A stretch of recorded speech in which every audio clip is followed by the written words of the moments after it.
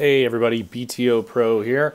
Today we're going to talk about how you can use web components to do progressive enhancement based on browser features. We're going to do this via Portal. Now, I don't know if you've heard of the HTML Portal tag. It's kind of not a real tag. It's a spec that's being proposed by Google. And they implemented it in Chrome Canary. Now it's actually in Chrome behind a flag. But basically it does what this little animation is here. It is supposed to bridge one-page app experiences when you actually have things go across multiple domains, or maybe you had two different teams working on two different parts of an app, and so instead of clicking and getting that jarring like wait for everything to load up here, when you're in this case embedding a portal element, it kind of is like it opens an iframe that is going to start loading it in the background and then making it visible so that when the user interacts with it, it actually takes over the context. So it's a little weird. I don't know if it'll ever actually make it there, right? But if someone has this technology enabled, or if it actually does start to go forward, it'd be really cool if we adopted it in some way.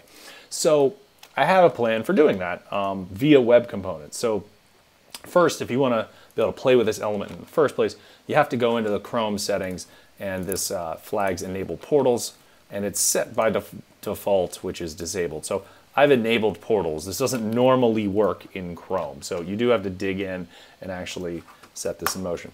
Now the tag that I started working on is called Portal Launcher.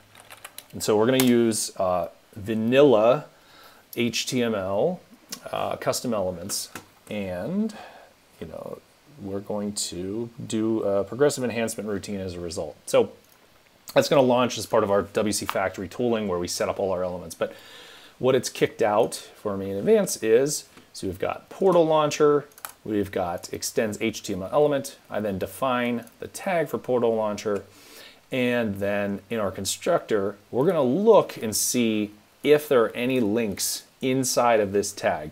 If there are links inside of us, we're going to loop through them and we're going to add an event listener for clicking. Then we go down to what happens on a click. We're going to make sure that the target of what was clicked, just to double verify, that it has a href. Then this is where the progressive enhancement part comes in. If the HTML portal element tag, class in this case, is defined off of window, then it means it exists. This is going to be something we can use. If it doesn't, well, then we're just going to act like you clicked a link and you're going to go there.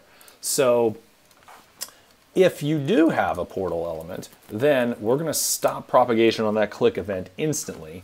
And then this is some code that I've repurposed from article I'll link to the notes that had that little animation in it. But basically, it's going to invoke the portal and put it in a little window and wait for it to activate. So and I had it commented out there as far as activation. But you can see I create an element that is portal. I give it an SRC because it acts kind of like an iframe that's equivalent to the link that was just clicked. And then we add an event listener for clicking if we wanted someone to actually have to interact with it. But I don't want to do that. I just kind of want to animate it opening. Their demo talks about doing it in that little window that's picture-in-picture, and then you click to open it. I think that might make sense on like a phone type environment, but honestly, it's a little weird still to see. So what I'm going to do instead is just have this do a nice transition. And then down here, we append it to the body, so it's going to add that portal tag. The portal tag is going to take off and do its thing.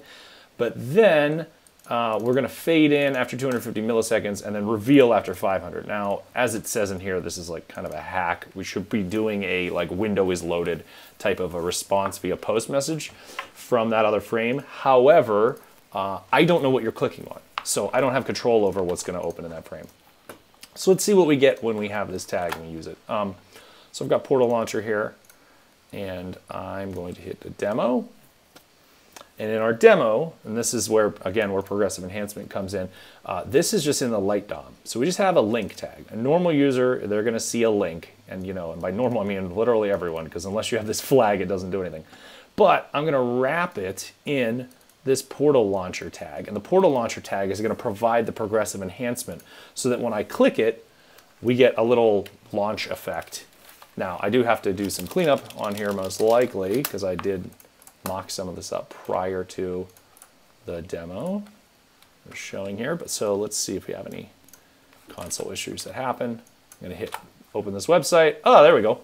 It launched. So it couldn't do it when it was in a frame. Again, like this is pretty experimental, obviously. It's proposed. So trying to see, you know, if people could use this in interesting ways.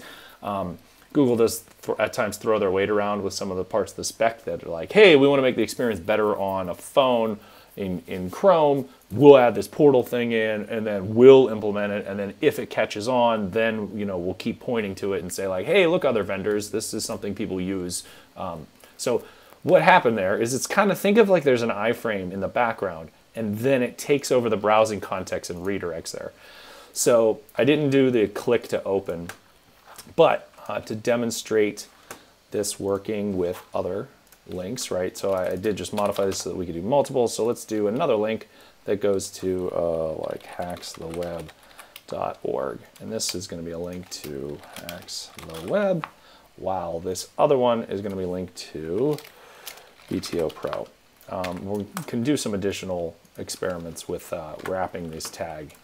But another interesting thing I've noticed in this is, see, it kills the previous browsing context, kind of. So I don't have a back button here. Now, I don't know if this is because it's experimental or that this is actually part of security in some way, but I have had to open multiples of these in different windows just so that I can effectively fire back up. So, so what I should see is I should be able to do Hacks the Web, get my portal launch, and I get Hacks the Web. It's going to take my browsing context away from me and launch the site. Now, that is what Portal, if it's accepted, is providing. It's providing this slightly smoother user experience.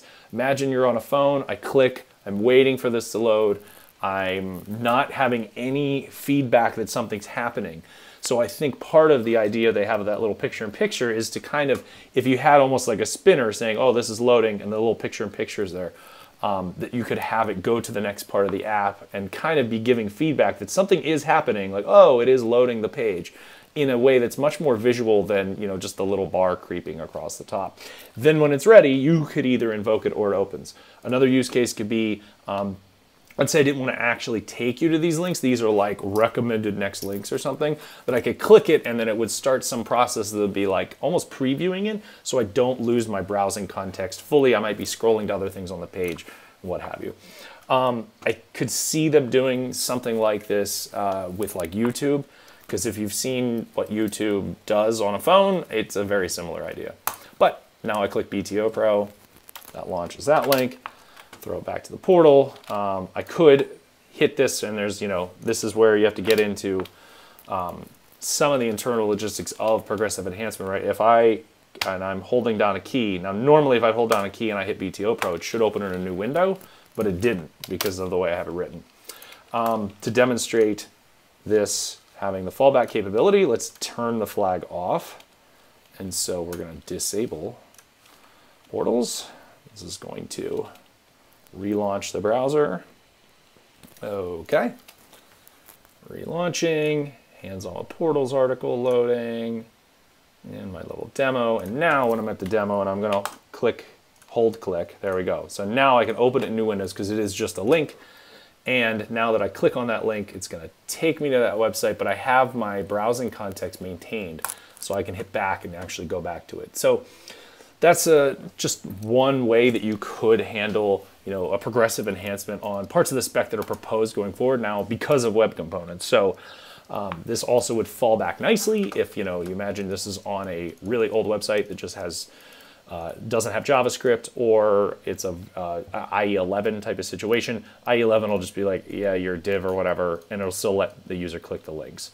So if you're interested in learning more about portals, this web.dev hands-on portals is from earlier this year and was updated. Don't know that that part of the spec will actually go anywhere, but it's kind of cool. And if you want to learn more about where we are going to be using portals, why I made this tag, it's going to start to show up in a multi-browsing context type of a thing. So where I plan on using it is on this page in Hack CMS, we effectively have two one-page apps.